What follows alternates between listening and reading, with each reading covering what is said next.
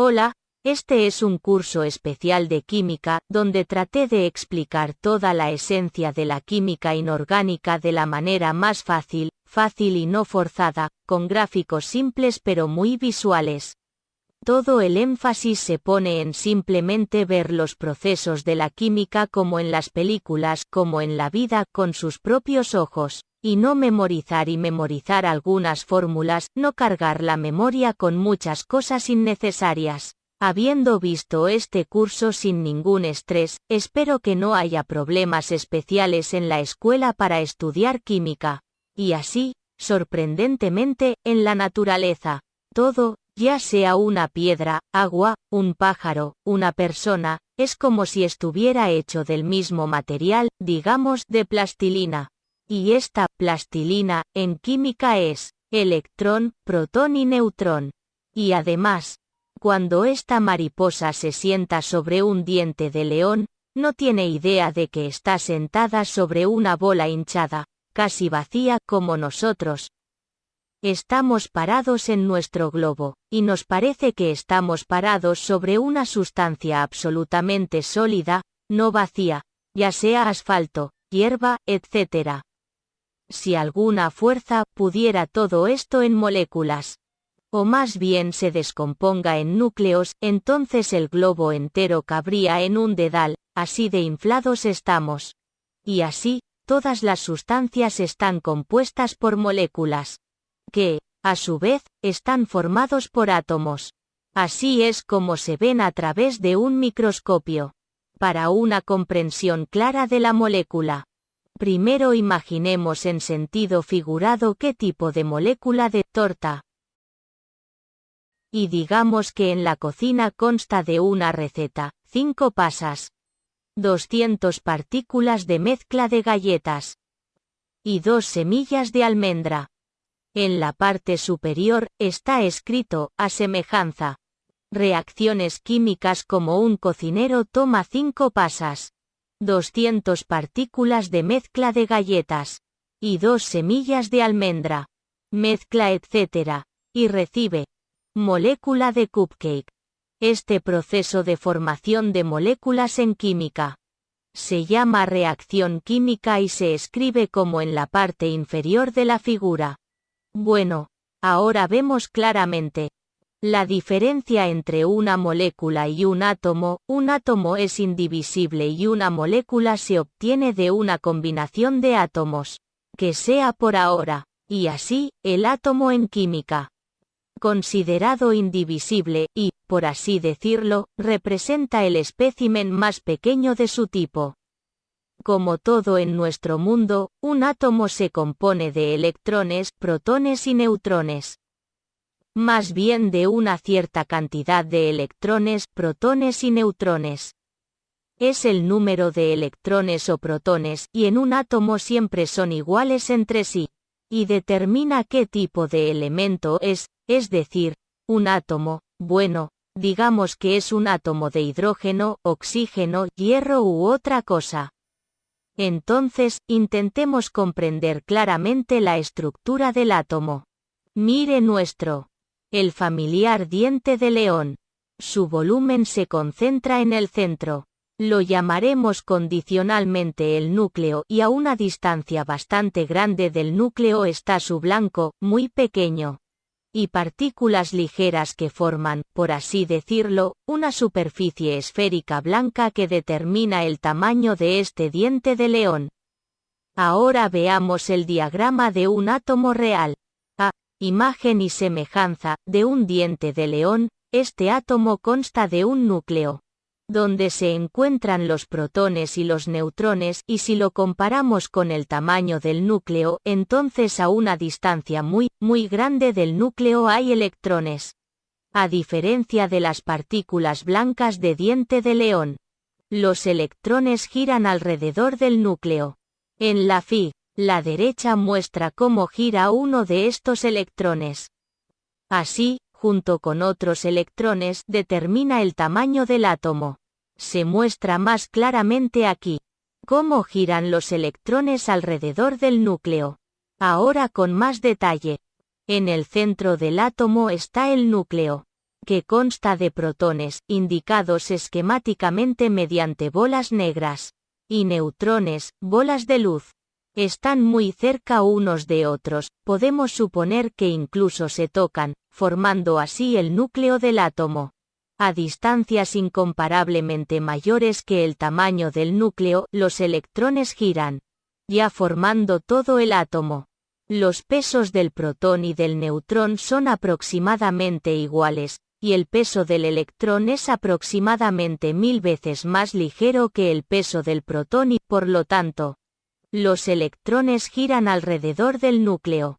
Los protones se repelen entre sí, los electrones también se repelen, mientras que un par de electrones, un protón, son atraídos y un neutrón es neutro. Las fuerzas eléctricas son responsables de esto y, a distancias atómicas, superan con creces las fuerzas gravitacionales. Generalmente se acepta que los protones tienen carga positiva, +1, y los electrones tienen carga negativa, -1. Son estas fuerzas eléctricas de atracción entre electrones y protones las que mantienen a los electrones alrededor del núcleo. De lo contrario se dispersarían. Bueno, ahora pasemos a la química en sí. ¿Cómo se diferencian los átomos? ¿Qué afecta a sus propiedades? ¿Cómo interactúan entre sí? Etc. Comencemos con la tabla periódica. En la Fig. Se muestran los parámetros del átomo de oxígeno. Estudiémoslo gradualmente y, por lo tanto, la química inorgánica. Un átomo consta de un núcleo y de los electrones que giran a su alrededor. En un átomo, el número de protones es aproximadamente igual al número de neutrones y el número de electrones es estrictamente igual al número de protones. Tomemos el átomo de litio, por ejemplo. Como puede verse en la tabla periódica, se denota con el símbolo Li. Su número de serie es 3. Y su masa atómica relativa igual a 6,941. Si redondeas hacia arriba, entonces 7. ¿Qué significa esto? Y luego, que el número ordinal, probablemente el parámetro más importante de un átomo, determina qué átomo es. En nuestro caso, el número de serie es 3. Esto significa que hay 3 protones en el núcleo, la masa atómica es 7. Muestra la suma del número de protones y neutrones. La masa de un protón o neutrón en gramos es muy pequeña, y es inconveniente usarla en los cálculos. Por lo que comenzaron a usar unidades atómicas donde 1 es decir, o la masa atómica es aproximadamente igual al peso de un protón o neutrón. Y entonces, es la cantidad de protones en el núcleo lo que determina qué tipo de átomo es, por ejemplo, hidrógeno, oxígeno, hierro u otra cosa. Profundizamos más. Comencemos con el primer elemento de la tabla periódica, hidrógeno. Vemos que solo tiene un protón en su núcleo. Y como se deduce de esto, un electrón debe necesariamente girar alrededor de él. Les recuerdo que el número de electrones debe ser igual al número de protones para que las cargas eléctricas estén equilibradas, es decir, el total. El cargo fue 0. En la foto de la izquierda, es un átomo de hidrógeno y a la derecha hay un átomo de helio. Vayamos más allá, en la figura de la derecha vemos que hay 2 protones y 2 neutrones en el núcleo de helio, y dado que tiene 2 protones, significa que 2 electrones deben girar alrededor de su núcleo. Vayamos aún más lejos según la tabla periódica, este es el ya familiar átomo de litio Li. Vemos que el núcleo de litio está formado por 3 protones y 4 neutrones, y hay 3 protones, entonces 3 electrones deberían girar alrededor del núcleo. En la figura de la izquierda, vemos que 3 electrones realmente giran alrededor del núcleo de litio, pero prestamos atención al hecho de que, a diferencia de los átomos de hidrógeno y helio, donde los electrones giran en solo la primera órbita, el tercer electrón del litio gira en una nueva órbita, cuyo radio ya es diferente del radio de la primera órbita, y esto es importante saberlo. En ciertas órbitas, una cierta cantidad de electrones puede girar. Más precisamente, podemos decir que para una determinada órbita, es su valor máximo del número de electrones. Dependiendo del elemento, es decir, el átomo, se puede llenar hasta este valor máximo o no. Veamos la segunda fila de la tabla periódica. Vemos que el litio tiene 1 electrón en la segunda órbita. En berilia 2, aunque hay 8 plazas. Dado que no pueden girar más de 2 electrones en la primera órbita, tercer electrón de litio ya gira en la segunda órbita. En la tercera órbita, 8 electrones más pueden girar, y el cuarto, hasta 18, etc. La tabla periódica muestra que el átomo de litio, la segunda cáscara no está llena, hay hasta 8 lugares, y solo un electrón gira, y el neón. Los 8 lugares de la segunda órbita están ocupados. El siguiente elemento, sodio, el siguiente, ya el 11º electrón, ya gira en la tercera órbita, etc. En la figura, esquemáticamente, los números indican que el número de posibles electrones en órbitas es 2, 8, 8, 18, etc. Ahora, lo más importante e interesante de la química. Para que quede más claro, repetiré algunas cosas una y otra vez. ¿Cuáles son estas órbitas y por qué exactamente 2, 8, 8, 18 lugares? ¿De dónde vienen? ¿Quién las inventó? Ahora nos ocuparemos de esto al mismo tiempo y reconoceremos los conceptos básicos de la química. Y así, una vez más, un átomo consta de un núcleo, dentro del cual protones y neutrones, y alrededor de este núcleo giran los electrones. Estos electrones no giran al azar, sino en determinadas órbitas, con sus radios de rotación, y esto es para todos los átomos sin excepción. La primera órbita puede tener un máximo de 2 electrones, en el segundo 8, en el tercero 8, cuarto 18, y así sucesivamente. Me repito a propósito porque es muy importante. Puede preguntar por qué hay exactamente 2 en la primera órbita, 8 en la segunda, etc. Diré esto.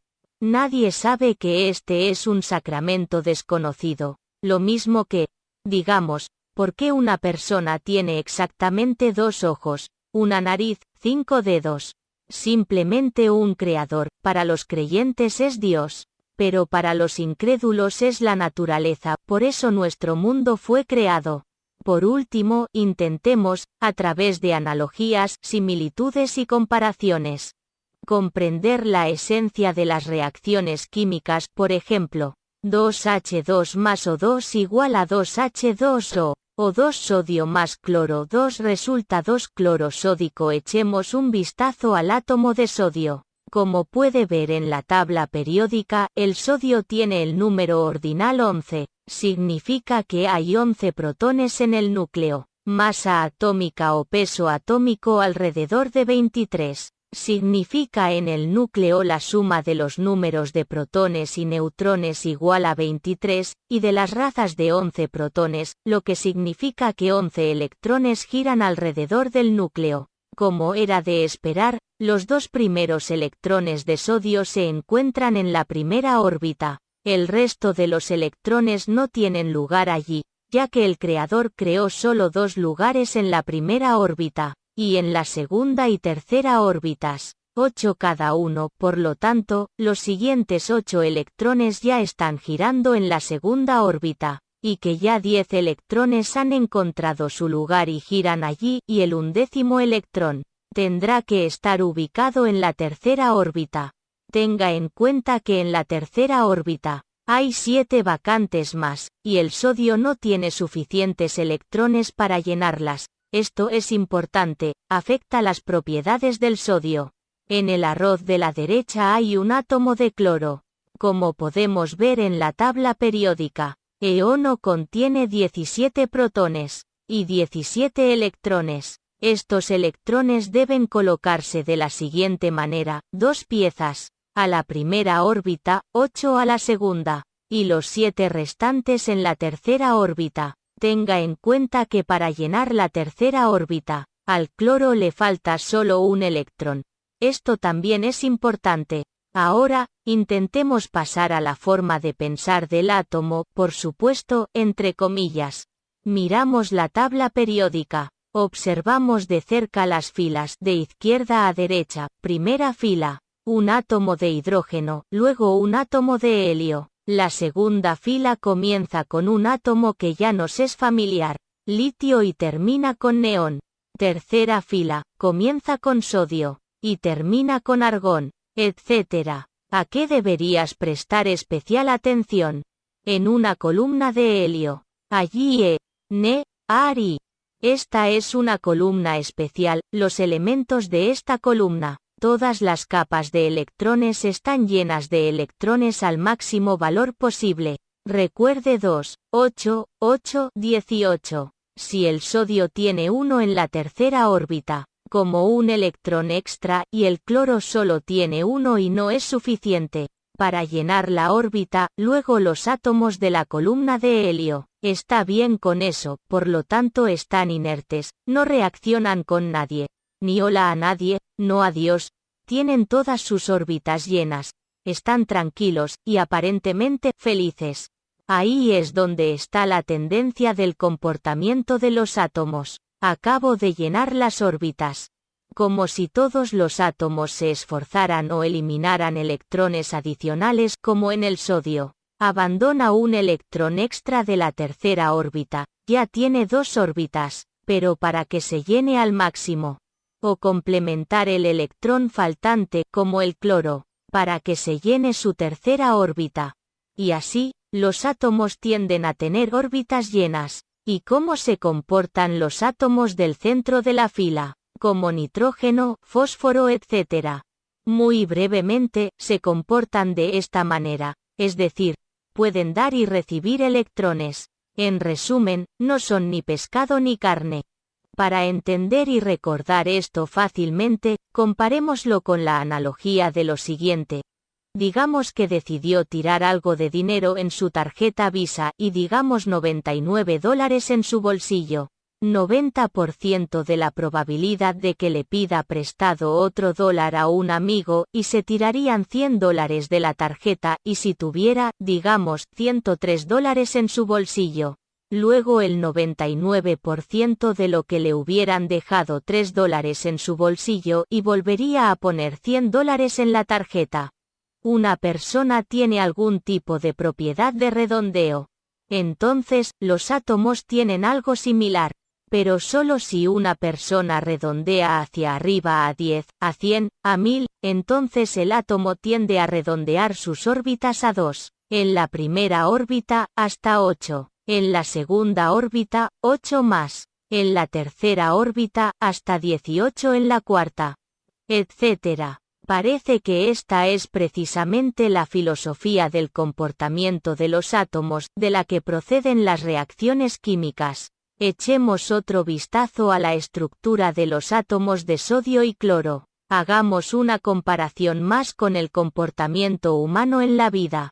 Como podemos ver claramente en la figura, solo hay un electrón en la tercera órbita del sodio, aunque hay hasta 8 plazas.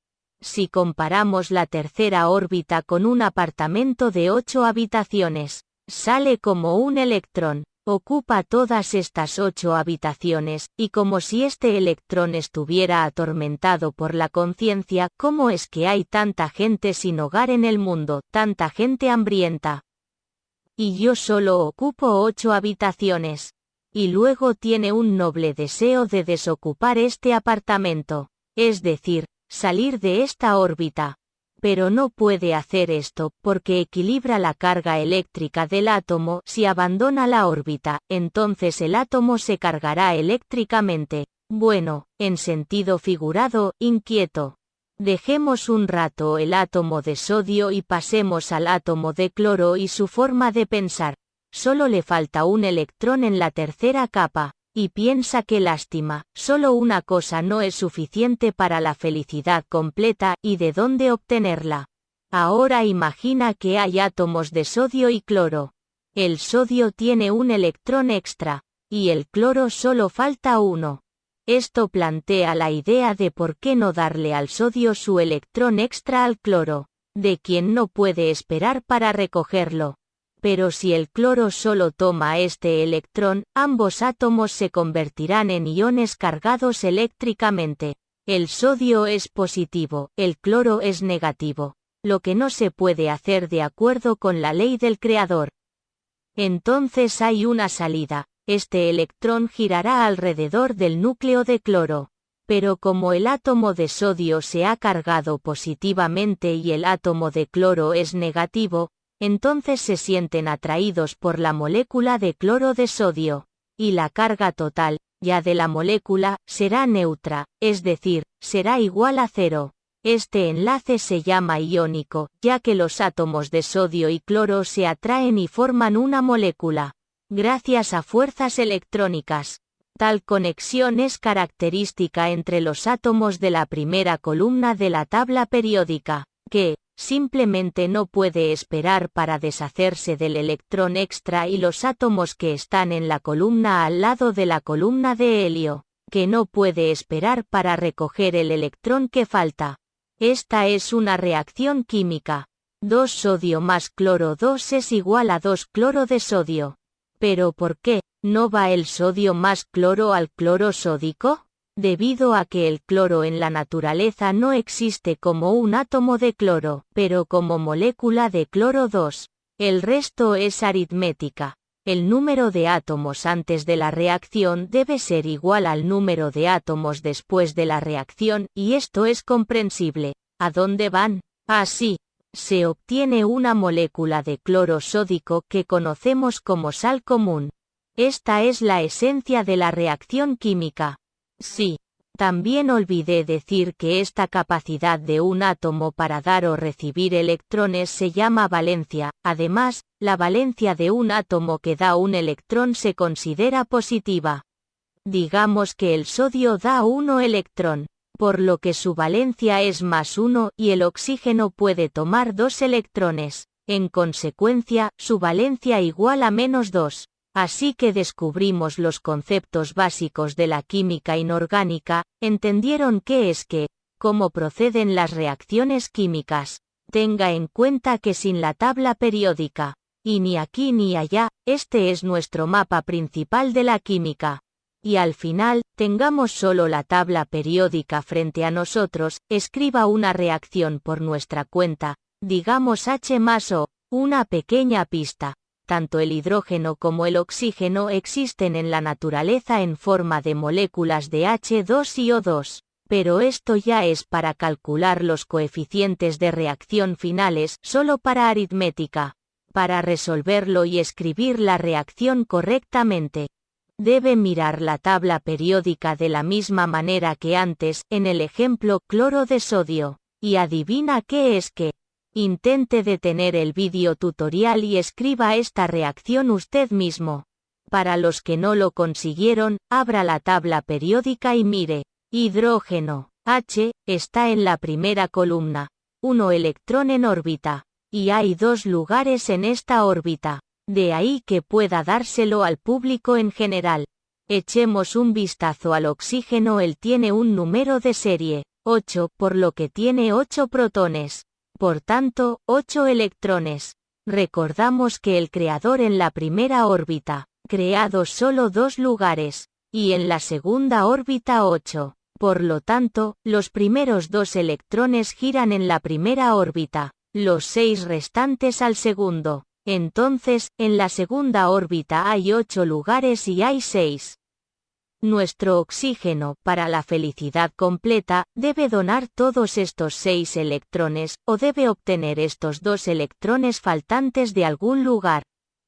Claramente, es más fácil obtener y aceptar 2 electrones que dar hasta 6, por lo que podemos decir que la valencia del oxígeno es -2, no +6. Bueno, ahora no es difícil de adivinar, ya que el hidrógeno puede donar solo un electrón y el oxígeno puede tomar 2 electrones, luego cada átomo de oxígeno necesitará 2 átomos de hidrógeno, es decir, obtenemos H2O, el agua más común. Pero aquí es importante saber que entre comillas, un electrón extra de hidrógeno no girará alrededor del átomo de oxígeno, como en el caso del NaCl, y alrededor de ambos átomos, como en el arroz de la derecha en la parte superior.